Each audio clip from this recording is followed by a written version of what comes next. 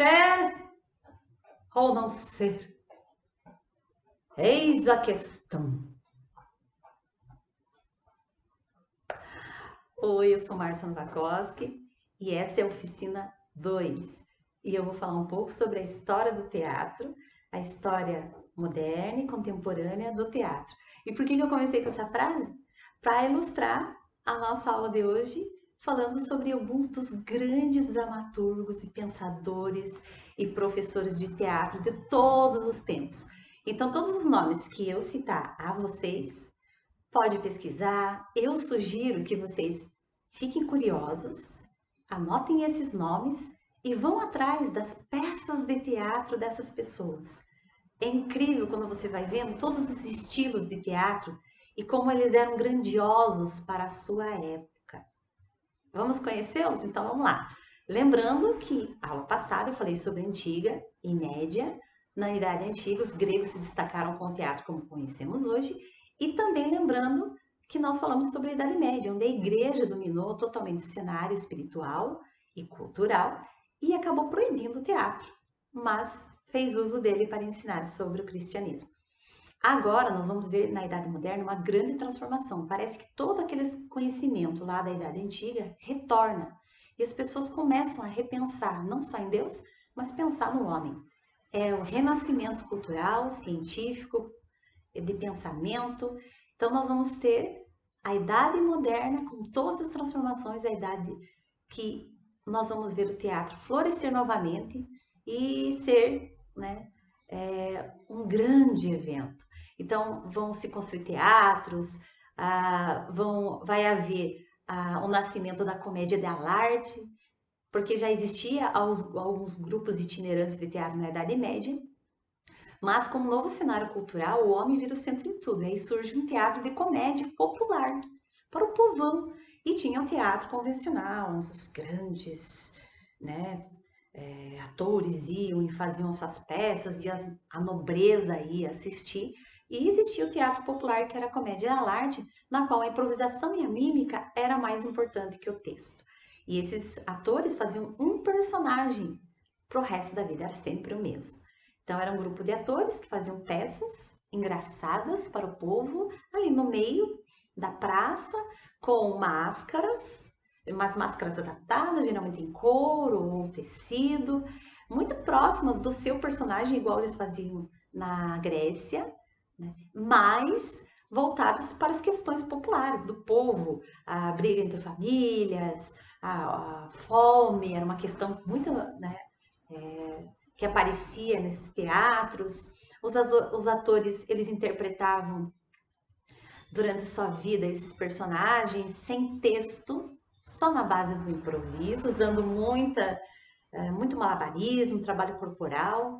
E a função desse tipo de teatro era divertir o público. Mas nesse contexto também surge o teatro elisabetano. E um dos grandes dramaturgos foi William Shakespeare, cuja frase eu comecei a nossa oficina 2 de hoje. William Shakespeare. Ele escreveu quase 35 peças, era um cara apaixonado por teatro, e ele é famoso por peças como Macbeth, Hamlet, Otelo.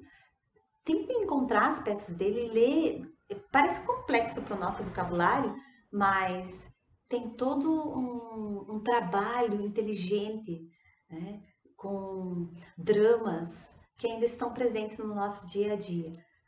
Sugiro que vocês leiam e conheçam um pouquinho mais de Shakespeare. O sonho de todo grande ator é fazer Shakespeare.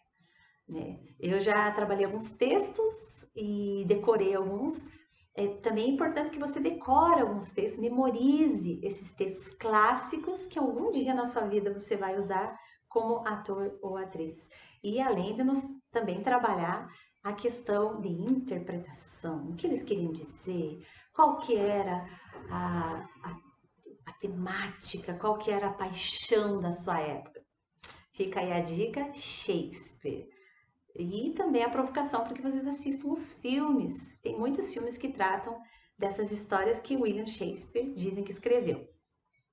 Aí nos próximos séculos, outros tipos de teatro vão surgir. O teatro clássico, com ação, tempo, lugar. Com o iluminismo, que é aquelas ideias que os franceses difundem de liberdade, o teatro francês vai reinar por quase 50 anos.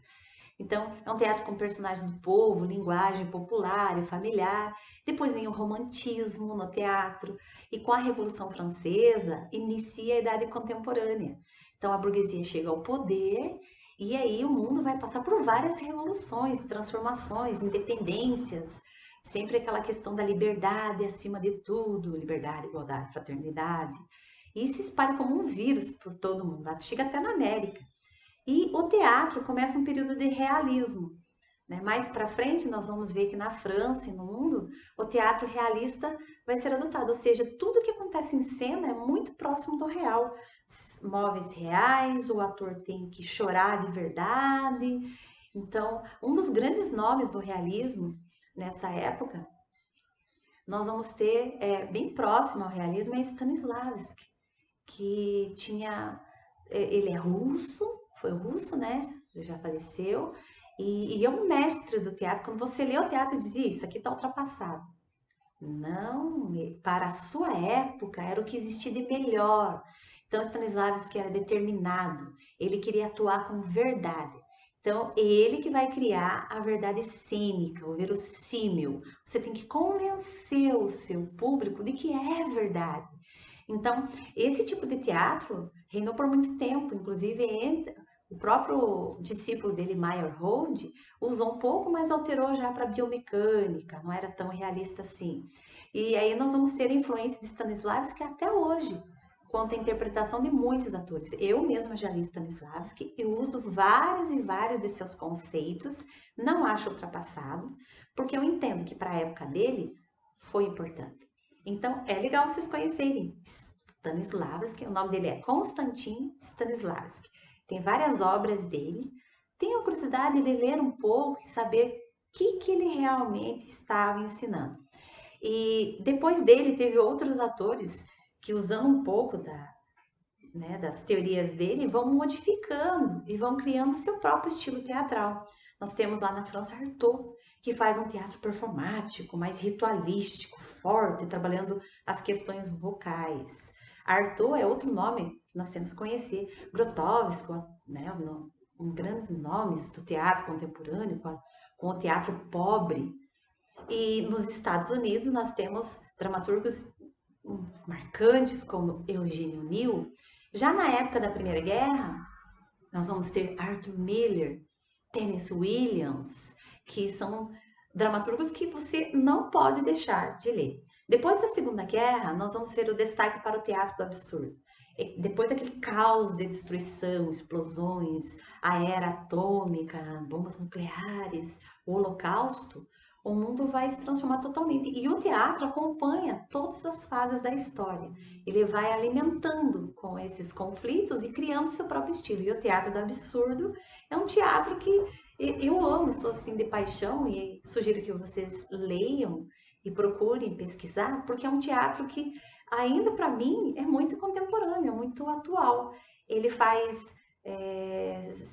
ele prega cenas teatrais que parecem, nossa, isso nunca que ia acontecer. E te faz pensar, te faz refletir sobre esse tipo de atuação. Então eu indico Ionesco e Beckett. Beckett também é outro grande nome do teatro do absurdo. E interessantíssimas peças deles. Eu vou indicar A Cantora Careca, que eu gosto muito da Cantora Careca, que é uma peça assim que você fica... Nossa, o objetivo é deixar o espectador com perguntas, intrigado. A peça que eu assisti em Curitiba, já em 2002, A Cantora Careca, eu nunca mais esqueci. Então, eu sugiro que vocês entrem em contato com esse tipo de peça e leiam e fiquem... E se puderem assistir um teatro do absurdo, assistam. Outro teatro que eu também gosto muito, que é do teatro do absurdo, Fim de Partida. Excelente. Então, fica a provocação. Então, nesse período depois, pós-Segunda Guerra, outro teatro é o teatro didático, de Bertolt Brecht, que é um autor que Eu também sugiro muito que vocês entrem em contato com os textos dele e se puderem assistir uma peça, o estilo dele era ensinar o povo a pensar novamente. As pessoas estavam muito acomodadas, quase que em choque depois da Segunda Guerra. E aí o que vai acontecer? Ele vai criar peças que abram os olhos, principalmente dos operários, para a exploração que estavam sofrendo na Alemanha. Bertolt Brecht. Ele chegava por cartazes, tentando ensinar as pessoas, vamos, pensem, acordem, vocês estão sendo explorados. Muito bom o teatro de Bertolt Brecht.